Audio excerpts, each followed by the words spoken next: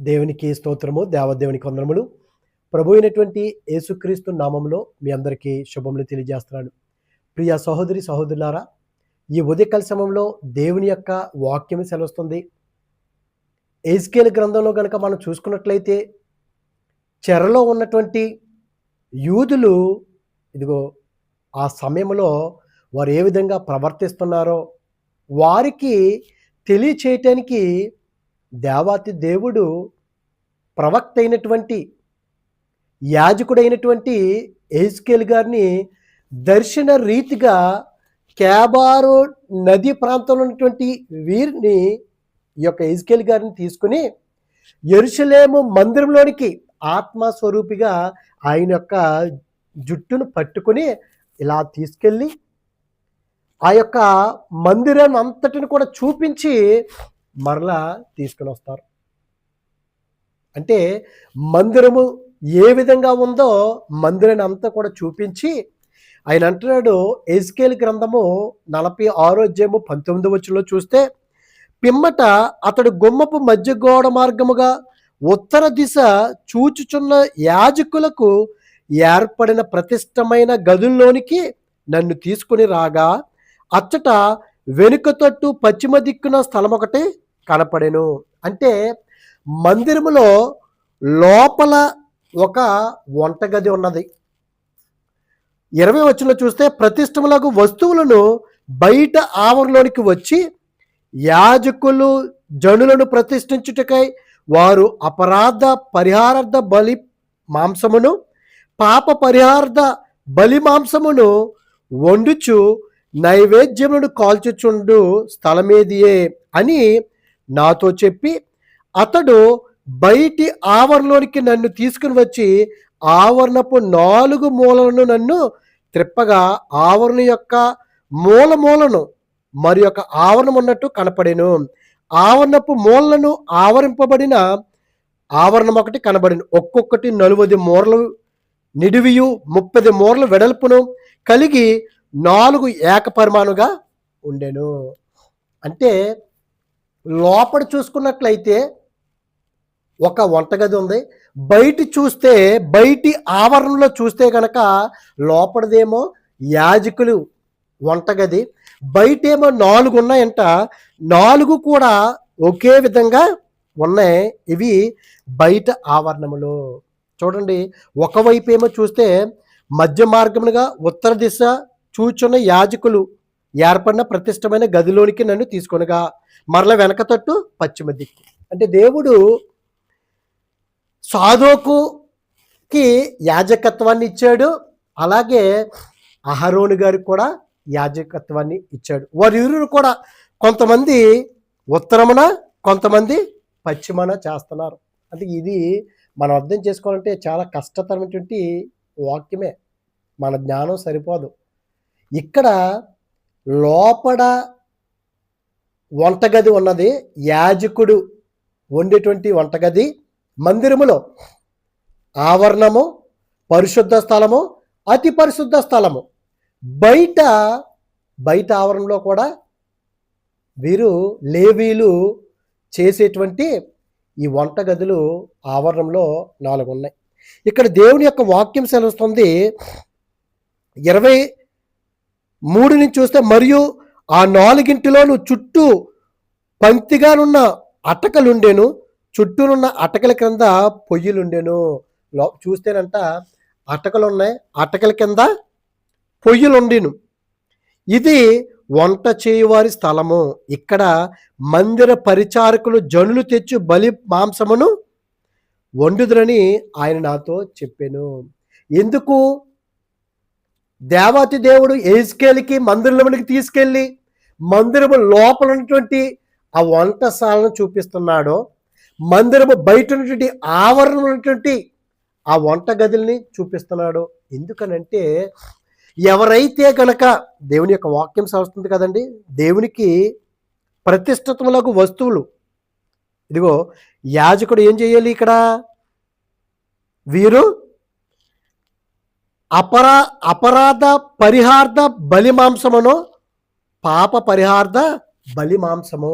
ఎవరైతే గనక వారు పాపములు చేసి తీసుకుని వస్తారో దాన్ని ఏం చేస్తాడు యాజకుడు దేవునికి అర్పించి, ఇదిగో ఈ పాపములు చేశాడు అని చెప్పి మరలా వాడు రాకూడదు. పాపం చేయటానికి చేసి మరలా రాకూడదు.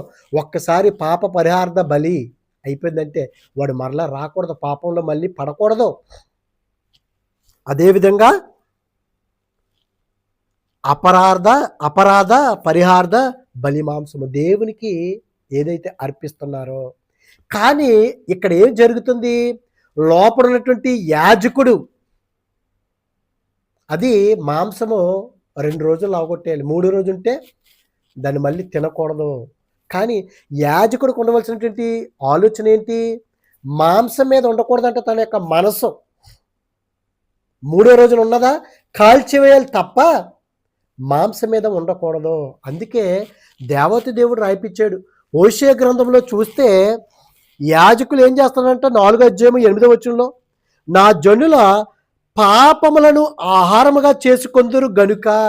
జనులంట ఆహారాన్ని ఎలా మార్చేస్తున్నారు, పాపముగా. ఎట్లాగా, ఎవడో పాపం చేస్తున్నాడు, ఇదిగో నేను దొంగతనం చేశాను, అబద్ధం ఆడాను, వ్యభిచారం చేశాను, నరహత్య చేశాను, ఒకరిది దొంగిలించాను, ఒకరిది పొరుగువాడిది నేను ఆశించాను అని ఏదో తీసుకొస్తున్నాడు, జంతువుని తీసుకొస్తున్నాడు, మేకను గొర్రెను తీసుకొస్తున్నాడు, అర్పిస్తున్నాడు. యాజకుడు ఏం చేస్తున్నాడు, నీ పాపములు కొట్టివేయబడ్డాయి. మరలా ఏం చేస్తున్నాడు, వీడు వెళ్ళి మరలా పాపం చేస్తున్నాడు, మరలా తీసుకుని వస్తున్నాడు. ఇలాగా యాజకుడు ఏం చేస్తున్నాడు, ఇంకాని పాపాలని ఎక్కువ చేయమని ప్రేరేపిస్తున్నాడు ఏంటి ఇక్కడ. అట్టి రీతిగానే ఉన్నది ఇక్కడ. ఒక్కసారి పాప పరిహార్థ బలి అర్పించినటువంటి వ్యక్తి మరలా రాకూడదు. ఇంకా ఎందుకు, మరలో పాపంలో పడకుండా ఉండాలి. కానీ ఇక్కడ నా జనులు పాపములనంట ఆహారముగా చేసుకొందురు గనుక జనులు మరి అధికముగా పాపము చేయవలని వారు కోరుదురు. ఎవరు కోరుతున్నారు, యాజకులు. యాజకుడి పని ఏమిటి, బలి అర్పించి వారి పాపములను దేవుని ద్వారా క్షమింపబడి మరలా వాడు రాకూడదు, యాజకుని యొక్క పని. కానీ యాజకుడు ఏం చేస్తున్నాడంట, పాపాలను చేయించేలాగా ప్రేరేపణ. ఎందుకు, వాడు ఎన్ని పాపాలు చేస్తే అన్ని గొర్రెలు వచ్చేస్తాయి, అన్ని దూడలు వచ్చేస్తాయి, కొరువునటువంటి ఎద్దులు వచ్చేస్తాయి. వీడికి ఏమైపోతుంది, చక్కగా ఆ పాపాన్ని ఆహారంగా మలిచేసుకుంటున్నాడు. అందుకే కదండి దేవతి దేవుడు రాయిపిచ్చాడు. మొదటి సమూయేలు గ్రంథంలో మనం చూస్తే 2వ అధ్యాయంలో 15వ వచనంలో, ఇదియుగాక వారు క్రొవ్విన దహింపక మునుపు యాజకుని పనివాడు వచ్చి బలి పశువును వధించువానితో యాజకునికి వండించుటకే మాంసం ఇమ్ము. బలి అర్పించేటప్పుడు అడిగేస్తున్నాడంట, ఇదిగో యాజకునికి వండించుటకే మాంసం ఇమ్ము, ఉడకబెట్టిన మాంసం అతడు నీ వద్ద తీసుకొనడు. ఉడకబెట్టిన మాంసం అంటే తీసుకోవడం అంటే ఎవరో ఏలి కుమారులు ఉడకబెట్టే తీసుకోవాలి యాక్చువల్గా. కానీ పచ్చి మాంసం కావాలంట. ఉడకబెట్టిన మాంసం అతడు నీ యొద్ద తీసుకొనడు, పచ్చి మాంసమే కావాలనని చెప్పుచూ వచ్చెను. ఈ క్షణమందే వారు క్రొవ్వును దహింతురు.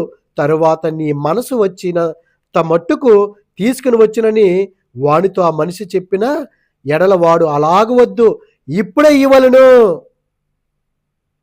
ఇప్పుడే కావాలంట, పచ్చి మాంసం ఇచ్చేయాలి. ఉడకబెట్టింది ఆ రక్తం లేకుండా శుభ్రంగా కడిగేసింది కాదు, రక్తముతోటి పచ్చి మాంసమే వీడికి కావాలంట ఏలి కుమారులకి. లేని ఎడల బలవంతము చేత తీసుకొందునను. ఒకవేళ నువ్వు ఇవ్వలేదా, ఉడకబెట్టి కనుక నువ్వు ఇస్తే మేము తీసుకోము, లేదా పచ్చి మాంసమే కావాలి అని బలవంతము చేసి. ఎంత భయంకరం అండి. ఒక యాజకుడు, ఒక సేవకుని యొక్క పని ఏమిటి, జ్ఞానయుక్తమైనటువంటి పెదవులో, ఇదిగో అమూల్యమైనటువంటి సొత్తు అంటండి, జ్ఞానయుక్తమైనటువంటి పెదవులు దేవుని యొక్క వాక్యాన్ని ప్రకటించాలి, సత్యమైనటువంటి వాక్యాన్ని.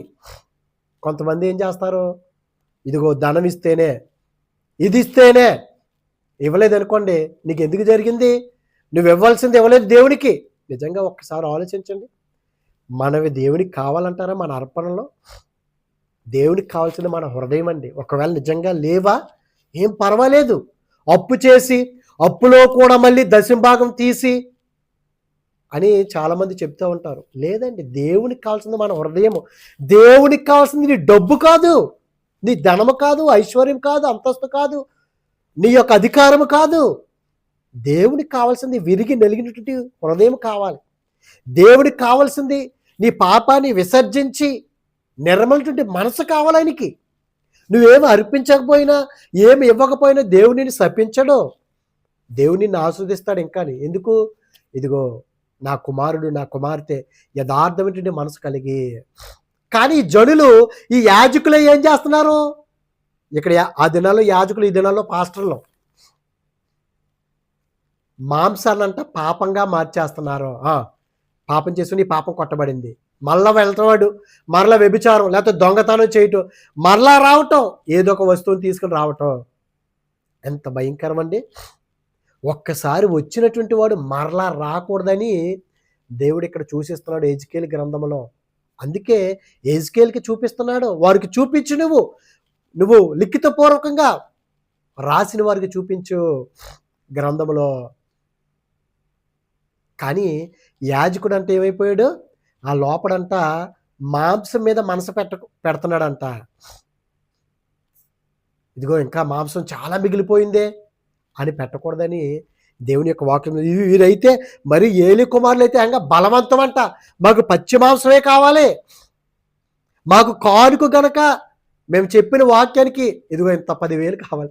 ఏమండి ప్రియ సహోదరి సహోదరులారా, మనం అంతా ఒకటేనండి. మరి అలాగైతే ప్రభు అయినటువంటి యేసుక్రీస్తు వారు ఎంత పరిచయం చేశారు 3.5 సంవత్సరాల్లో? ఆయన ఎంత తీసుకోవాలండి? మనకి ఇస్తే తీసుకోండి, మనం ఎప్పుడు కూడా డిమాండ్ చేయకూడదు. ఇది మన పని, మన కర్తవ్యం, మన డ్యూటీ ఇది. అంతేగాని మనం వెళ్ళాము, నాకు ఎంత ఇచ్చాడు, చాలామంది కొట్టుకుంటున్నారు కదండి, అలా చేయకూడదు. నీకు ఇచ్చారా సంతోషం, ఇవ్వలేదా తక్కువకి ఇచ్చారా, ప్రభువా ఇదిగో నాకు ఇది సరిపోలేదయ్యా, దేవుడి మీద ఆధారపడినప్పుడు దేవుడిని నడిపించుకుంటాను. కానీ ఈ దినాల్లో ఏమైపోయిందంటే డిమాండ్, నేను వాక్యం చెప్తే ఇంత ఇవ్వాలి. ఎప్పుడు కూడా వాక్యం చెప్తే నువ్వు వ్యాపారం చేయకూడదు. అలాగా దేవుడే మనల్ని పోషిస్తాడు, దేవుడే మనల్ని నడిపిస్తాడు. ఈ యాజకులు కూడా దేవుని యొక్క మందిరంలో ఏం చేస్తున్నారు? ఆహారాన్ని, పాపాన్ని ఆహారంగా మలిచేసి మీరెన్ని పాపాలను చేసుకోండి, పట్టుకుని వచ్చేయండి. అందుకే ఆ దినాల్లో మందిరంలో ఏం చేశారు? ప్రభు యేసుక్రీస్తు వారు ఏమన్నారు? ఇదిగో నా మందిరాన్ని మీరు వ్యాపార గృహంగా చేశారన్నాడు. ఎందుకు? ఇదిగో వస్తున్నాయి కదా, వీళ్ళు పాపాలు చేస్తున్నారు, యాజకులు ఏం చేస్తున్నారు? నీ పాపం క్షమించబడింది, మళ్ళీ అల్టర్నేట్ ఇంకో పాపం. ఈ వచ్చినటువంటి గొర్రెల, మేకల, ఎద్దుల వీటిని ఏం చేస్తున్నారు? మందిరంలోనే అమ్మేస్తున్నారు వీరు. ఎంత భయంకరమండి! ఆ విధంగా చేయకూడదని, ఒకసారి వచ్చినాడు మరలా రాకూడదు. అందుకే వీరు ఏం చేస్తున్నారు? పచ్చి మాంసమే కావాలని చెప్పుచు ఈ క్షణమేదే వారు క్రొవ్వును దహింతురు, లేకపోతే వారు ఒప్పుకోరంటే ఇప్పుడే ఇయ్యాలి, లేని ఎడల బలవంతము చేసి తీసుకుందామని. అందువల్ల జనులు యెహోవాకు నైవేద్యము చేయుట యందు ఆశపడుట ఆ యవ్వనులు కారమేరి గనుక వారి పాపము యెహోవా సన్నిధిని బహు గొప్పదైన. ఇంకా బలులు అర్పించడానికి వారికి అసహ్యం కలిగేందంట, ఇంక వారికి ఇష్టం లేదు. ఎందుకు? ఏలి కుమారులు చేసినటువంటి ఆ పని వల్ల వారికి పచ్చి మాంసమే కావాలి. ఎంత భయంకరమైనటువంటి! ఈ దినాల్లో కూడా ఇటువంటి విధంగానే ఉన్నారు కదండి. ధనం ఇస్తేనే మేము పరిచర్య, ధనం ఇస్తేనే మీ ఇంటికి వచ్చి ప్రార్థన, ధనం ఇస్తేనే వాక్యం చెప్తాం, మేము వాక్యం చెప్తే ఎంత కావాలి మాకు. ఎప్పుడు కూడా లేదండి. మనం ఉచితం, మన దేవుడు మనకి ఇచ్చాడు ఆ నోటి మాటలని, దేవుని యొక్క వాక్యాన్ని మనం ప్రకటించాలి. అంతేగాని ధనం మీద మన మనసు ఉంచకూడదు. ఇదిగో ఈ యాజకులకి వారి మనసు ఎక్కడంట? మాంసం మీద మనసు పెట్టకూడదు. మీరు వారు అర్పించారా, మరలా 3వ రోజుకి కాల్చబడాలి అని దేవుడు లోపడున్నటువంటి యాజకులకి, ఆ యొక్క మందిరం లోపల ఉన్నటువంటి ఆ వంటగదిని, బయట ఉన్నటువంటి ఆవరణటువంటి ఆ వంటగదుల్ని చూపిస్తున్నాడు. బయట ఎవరికి? బయట ఎవరైతే అర్పించారో, బయట ఎవరైతే పరిచారకులు ఉన్నారో వారు. కనుక ప్రియ సోదరి సోదరులారా, నిజంగా ఈ దినాన దేవుని యొక్క సన్నిధిని మనం వ్యాపార గృహాలుగా చేసేస్తున్నామా? దేవుని యొక్క సన్నిధిని ఇదిగో భోజనాలు పెట్టే సాలల కింద చేసేస్తున్నామా? మన మనస్సు భోజనం మీద ఉంటుందా? అందుకే ఆషేరుని వద్దంట యాకోబు గారి యొక్క కుమారులు ఒక కుమారుడు ఆషేరుని వద్దంట ఏముంది, రాజులు భుజించేటువంటి ఆహారం ఉందంట. రాజులు భుజించేటువంటి ఆత్మీయ ఆహారం. మనకు కావాల్సింది శారీరక ఆహారం కాదని మొట్టమొదట ఆత్మీయ ఆహారం కనుక మనం ఉండినట్లయితే మనం ఆత్మీయంగా బలపడతాము, దేవుల్లో ముందుకు వెళ్తాము. మన యొక్క నిరీక్షణ ఏమిటి? పరలోక రాజ్యము, దాన్ని చేరతాము. అటువంటి కృప దేవుడు మనందరికీ అనుగ్రహించును గాక. ఆమేన్. పరిశుద్ధుడా, ప్రేమగల తండ్రి, మహిమగల దేవునికి స్తోత్రాలు ప్రభా. ఇదిగో దేవా, నీ సేవకుడికి ప్రభా, యెరూషలేములో ఉన్నటువంటి మందిరంలో ఉన్నటువంటి ఆవరణలో ఉన్న ప్రభా, లోపల ఉన్నటువంటి ఆ వంట గదులను చూపించిన ప్రభా, మా మనసు శరీర ఆహారం మీద కానీ ప్రభా, మాంసాపేక్షలై కలిగి మేము జీవించకుండా ప్రభా, ఇదిగో తండ్రి ఆ దినాల్లో ప్రభా యాజకులు పాపాన్ని ఆహారంగా మలిచేశారయ్యా. అట్టి విధంగా కాకుండా నీకు ఇష్టమైనటువంటి సేవా పరిచయం మేము చేయటానికి మాకు మార్గాన్ని సరళం చేయమని క్రీస్తు నామములో అడుగుచున్నాం పరమ తండ్రి. Amen, amen. God bless you all.